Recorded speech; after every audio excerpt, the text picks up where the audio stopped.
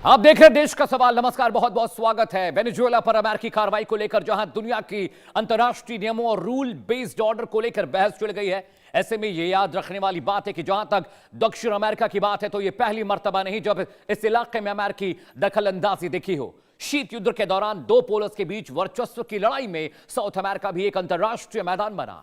यहां के देशों में साम्यवादी सरकारों के विरोध में वैकल्पिक विद्रोह को शह दी गई। चीन, भारत और यूरोप, नए वर्ल्ड ऑर्डर की क्यों बात हो रही है? कनाडा बनेगा क्या नए वर्ल्ड ऑर्डर का रीडर?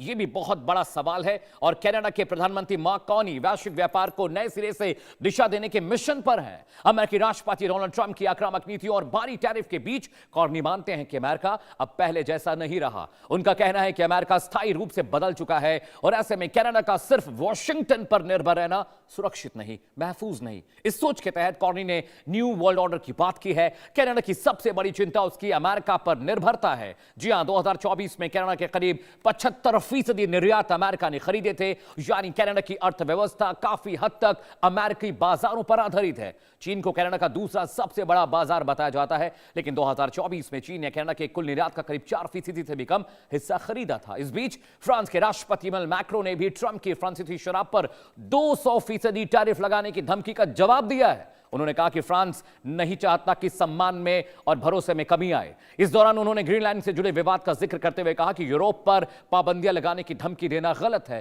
खासकर तब जब इनका इस्तेमाल किसी देश की जमीन और उसकी आजादी को दबाने और बनाने के लिए किया जाए। इसे किसी भी हाल में बर्दाश्त नहीं किया जाएगा। पहले सुनिए ईरान को लेकर एक्सपर्ट्स क्या कहते हैं, उसके बाद देश का सवाल लेकर आएंगे। ये कहना बिल्कुल मुनासिब होगा कि वर्ल्ड ऑर्डर बदल रहा है। एक वक्त था जब भारत एक ब्रिटिश कॉलोनी थी। वहाँ से लेकर अगर आज जो उनका एक डेलीगेशन आ रहा है रिपब्लिक डे पर, और उनकी जो वाइस प्रेसिडेंट हैं काजा कलास, उनके मुताबिक यूरोपियन यूनियन के व्यापारिक संबंधों में और स्ट्रेटेजिक संबंधों में भारत इंडिस्पेंसिबल है, एक विशेष महत्व रखने वाला एक पार्टनर है। अमेरिका को अब एक रोग नेशन की तरह से देखा जा रहा है, मैं कहूंगा, क्योंकि जो उन्होंने ईरान में जाके बमबारी की, उसके बाद वेनेजुएला के सर्विंग प्रेसिडेंट को आप उठा के रातों रात ले गए हैं। अब आप धमकी दे रहे हैं कि ग्रीनलैंड के ऊपर आप कब्जा करेंगे। अब ग्रीनलैंड को जो है समर्थन काफी यूरोपियन देशों का है, और यूरोपियन देश नहीं चाहते हैं कि चाहे चाइना हो, चाहे रशिया हो या अमेरिका, वो ग्रीनलैंड के ऊपर कब्जा करें। और इस वजह से, क्योंकि ट्रंप साहब ये स्टेटमेंट देते जा रहे हैं, तो बाकी देश जो है विश्व के, स्पेशली यूरोपियन यूनियन जो है, वो उनसे खफा हो गई है। वर्तमान की जो विश्व व्यवस्था है एक संक्रमण काल में, एक ट्रांजिशन फेज में दिखाई देती है। जो एग्जिस्टिंग वर्ल्ड ऑर्डर है उसमें ब्रेकडाउन्स आ रहे हैं। यूएन चार्टर लेड जो विश्व व्यवस्था बनाई गई थी उसमें बिखराव के संकेत दिखने शुरू हो गए हैं। और अगर महाशक्तियों का जो बर्ताव इसी तरीके का रहा, जैसा कि अमेरिका ने वेनेजुएला के विरुद्ध किया और ग्रीनलैंड के संदर्भ में अमेरिका जैसी विस्तारवादी मंशा दर्शा रहा है, और चाइना और रशिया लगातार अगर उसी तरीके के व्यवहार करते रहे, तो ऐसे में जो वर्तमान की जो यूएन चार्टर लेड विश्व व्यवस्था है वो ब्रेक हो जाएगी। और जाहिर है कि ये पूरे विश्व को संक्रमण काल में तो वो डालेगी ही, बड़े संकट में भी डाल सकती है। किसी तीसरे विश्व युद्ध की जो संभावनाएं हैं उससे भी इनकार नहीं किया जा सकता। ये बात स्पष्ट रूप से दिखती है। 1979 में जब इरानियन रिवॉल्यूशन हुआ था, यानी ईरान में आयतुल्लाह खमेनी सत्ता पे आए थे, और उस वक्त शाह ऑफ ईरान को ईरान छोड़कर भागना पड़ा था। उसके बाद से लेके आज तक 45 साल में कम से कम 8 बार अमेरिका ने कोशिश की है कि ईरान में सत्ता परिवर्तन हो जाए, लेकिन अमेरिका यानी CIA इसमें कभी सफल नहीं हुआ। पिछले साल जून के महीने में भी इजराइल की एयरफोर्स ने लगातार 12 दिन तक ईरान के न्यूक्लियर ठिकानों पर और IRG के मिलिट्री बेसिस पर रोज 100-200 बार हमला किया। तो वर्ल्ड ऑर्डर पर आपने एक्सपर्ट्स को सुन लिया, जरा देश का सवाल भी सुन लीजिए जिस पर हम अगले घंटे लगातार चर्चा करेंगे। क्या अब दुनिया से अमेरिका का दबदबा खत्म हो रहा है? सवाल नंबर 2, यूएस की दादागिरी से क्या वर्ल्ड ऑर्डर में तब्दीलियां हो रही हैं? और सवाल नंबर 3, नाटो ईयू को नाराज करना ट्रंप के लिए क्या भारी पड़ेगा? सवाल नंबर 4, जिस पर हम चर्चा करेंगे, क्या चीन, रूस, कनाडा नया वर्ल्ड ऑर्डर डिसाइड करने वाले हैं? और देश के सवाल का सवाल नंबर 5, जिस पर चर्चा होगी, ग्रीनलैंड पर कब्जे की योजना क्या यूएस को महंगी पड़ने जा रही है?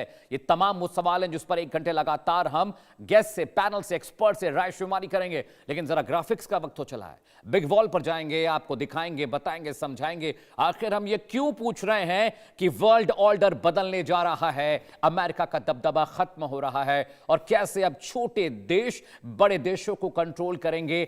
चीन और रूस की भूमिका को लेकर भी आज के शो में हम आपको तब्दीली और डिटेल्स बताएंगे कि क्या कुछ बदलने जा रहा है। जरा वॉल पे चलते हैं, ग्राफिक्स के जरिए समझिए कि नए वर्ल्ड ऑर्डर में कौन कौन से देश होंगे और किस तरह से अब अमेरिका की नीति उसे अब कमजोर करेगी। नया बॉस कौन है? देखिए, पहला देश जो है वो रूस है, यानी दुनिया का नया बॉस, नया वर्ल्ड ऑर्डर की हम बात कर रहे हैं। रशिया अब डिसाइड करेगा कि किस तरह से नया वर्ल्ड ऑर्डर हो रहा है। दूसरा देश कौन सा है? चीन। शी जिनपिंग को देखिए, ये वो मुल्क है जो नए वर्ल्ड ऑर्डर को बताएंगे कि नया वर्ल्ड ऑर्डर किसका, कैसा, कहां होगा। तीसरा मुल्क जिसके बारे में हम चर्चा करेंगे, जो दिखा भी रहा है, बता भी रहा है कि यूएस का दबदबा खत्म हो रहा है, कनाडा। मार्कोनी ने दावोस में जाकर जो बातें कही, उसके बाद यह लग रहा है कि अब अमेरिका कमजोर पड़ा अपनी नीतियों को लेकर, अपनी बातों को लेकर, अपने नैरेटिव को लेकर, और टैरिफ तो अब बिल्कुल असर नहीं होगा। ये देखिए, चौथा जो मुल्क है फ्रांस है। इमैनुएल मैक्रो आपको तस्वीरों में दिखाई दे रहे हैं। इन्होंने दावोस में कहा कि डराने धमकाने की कोशिश मत करिए, क्योंकि अगर आप डराएंगे धमकाएंगे तो इसका मतलब यह नहीं कि हम आपसे दबते रहेंगे। शांति बहुत जरूरी है। 5वां देश भारत, प्रधानमंत्री नरेंद्र मोदी की तस्वीर आपको स्क्रीन पर दिख रही है। नए वर्ल्ड ऑर्डर में भारत की बहुत बड़ी भूमिका रहने वाली है, क्योंकि दुनिया का सबसे बड़ा कंज्यूमर भारत है और हर मुल्क चाहता है कि वो हमारे साथ कारोबार करे, ट्रेड करे। 6वां देश ऑस्ट्रेलिया। ऑस्ट्रेलिया भी एक बहुत अहम भूमिका में है, और ऑस्ट्रेलिया को भी ट्रंप धमका चुके हैं। आपको याद है दोनों नेताओं के बीच किस तरह हॉट टॉक हुई थी व्हाइट हाउस में, उसके बाद लगा कि अब ये चीजें बदल रही हैं। 6वां देश क्या आपको बता दिया, रशिया, चाइना, कनाडा और जो फ्रांस है, ये बहुत अहम राष्ट्र है और वर्ल्ड ऑर्डर यही डिसाइड करने जा रहे हैं, यही बताने जा रहे हैं। अमेरिका का दबदबा कैसे खत्म हो रहा है? कनाडा ने क्या, फटाफट सुनिए। कनाडा कहा अमेरिका का निर्भरता खत्म होनी चाहिए। कनाडा ये कह रहा है कि जो निर्भरता अमेरिका पर है वो खत्म होनी चाहिए, क्योंकि हम अमेरिका के भरोसे नहीं रह सकते। आगे वो कहते हैं अमेरिका दबाव की राजनीति करता है, दबाता है, कमजोर देशों पर हावी होता है। ये बात कॉर्नी ने कही है, जो कि कनाडा के राष्ट्राध्यक्ष हैं। अगला पॉइंटर आएगा तो मैं आपको बताऊंगा। उन्होंने कहा कि भारत, यूरोप, चीन बेहतर ऑप्शन है, यानी उन्हें लगता है कि कारोबार करने के लिए यूरोपीय यूनियन और चाइना, भारत ज्यादा मुफीद है, क्योंकि वो दबाव की राजनीति नहीं करते। वहां पर ओपन ट्रेड पॉलिसी है। शक्तिशाली जो देश है उनकी मनमानी अब नहीं होनी चाहिए, यह बात भी कही जा रही है। यानी कनाडा ने साफ कर दिया कि अमेरिका दमनकारी नीतियों के हिसाब से आगे बढ़ रहा है, और यही वजह है कि नया वर्ल्ड ऑर्डर जो आएगा, उन्होंने यह भी कहा कि अमेरिका वर्चस्व खत्म करने के लिए अब हमें एकजुट होना होगा, हमें एक साथ आना पड़ेगा।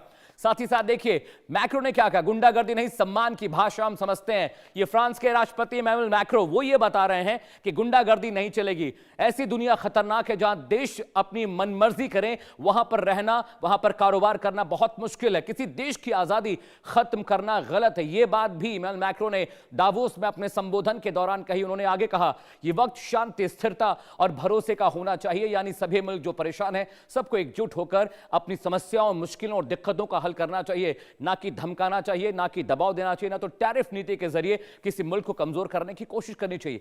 कनाडा ने क्या कहा आपको बता दिया। साथ ही साथ ऑस्ट्रेलिया ने क्या कहा आपको बता दिया। हमने आपको यह भी बताया कि मैक्रो क्या कह रहे हैं, फ्रांस क्या कह रहा है, वो भी हमने आपको बता दिया। लेकिन अब यह समझिए कि फ्रांस के निशाने पर ट्रंप कैसे हैं, यह भी मैंने आपको बता दिया। लेकिन ग्राफिक के जरिए अब यह भी समझना जरूरी है कि अब जो नया वर्ल्ड ऑर्डर कैसे बदलेगा, यह समझिए। चीन ने यूएस को इकोनॉमी डिप्लोमेसी में टक्कर दी है। रशिया, चीन दो ऐसे मुल्क है जो लगातार वर्ल्ड सिनेरियो में बहुत ज्यादा इंपैक्टफुल तरीके से, अब चाहे वो डिप्लोमेटिक बात हो, चाहे कारोबारी बात हो। रूस पहले से ही अमेरिका और पश्चिम के प्रभुत्व को चुनौती देता रहा, वेस्टर्न वर्ल्ड को हमेशा लगातार रशिया चैलेंज करता रहा है। यह भी बहुत बड़ा फैक्टर है वर्ल्ड ऑर्डर के बदले जाने का। साथ ही साथ देखिए लाख कोशिश के बाद भी यूरोपियन यूनियन भी अमेरिका के खिलाफ हो रहा है, क्योंकि जिस तरह से ग्रीनलैंड पर सख्ती करने की कोशिश कर रहे हैं ट्रंप, उसके बाद नाटो और यूरोपीय यूनियन भी उनसे खफा है, उनसे नाराज है। और यह चीज देखने को मिली दावोस में भी। साथ ही साथ जो नैरेटिव आ रहा है नाटो का, उससे भी साफ साफ पता चलता है नाटो देश ट्रंप की कार्रवाई से नाराज है, क्योंकि वो जबरन ग्रीनलैंड पर कब्जा करना चाहते हैं। और यही वजह है कि नाटो ने कहा कि नाटो देश ही आपस में लड़ेंगे तो हम दुनिया से कैसे मुकाबला करेंगे, क्योंकि